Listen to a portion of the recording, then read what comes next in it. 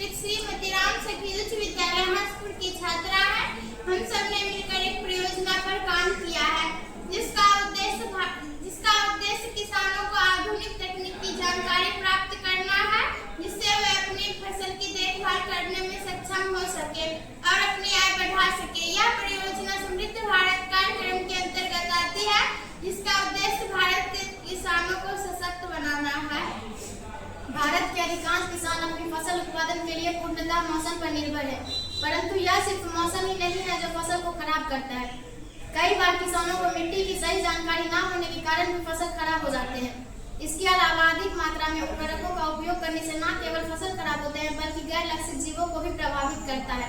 बिहार जैसे 5 प्रबंध क्षेत्रों में उर्वरकों का अधिक उपयोग करने से जल स्रोतों को भी प्रदूषित कर सकता है, जिससे मानव स्वास्थ्य तथा पर्यावरण पर नकारात्मक प्रभाव पड़ता है।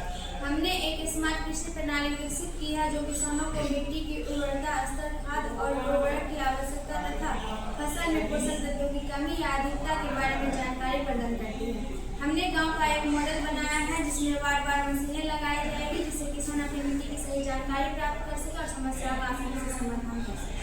हमारी प्रणाली की निम्नलिखित विशेषताएं हैं: मिट्टी की उर्वरता स्तर की जांच, खाद और उर्वरक की आवश्यकता की जानकारी, फसलों में पोषक तत्वों की कमी या अधिकता की जानकारी, मौसम पूर्वानुमान और कृषि सलाह।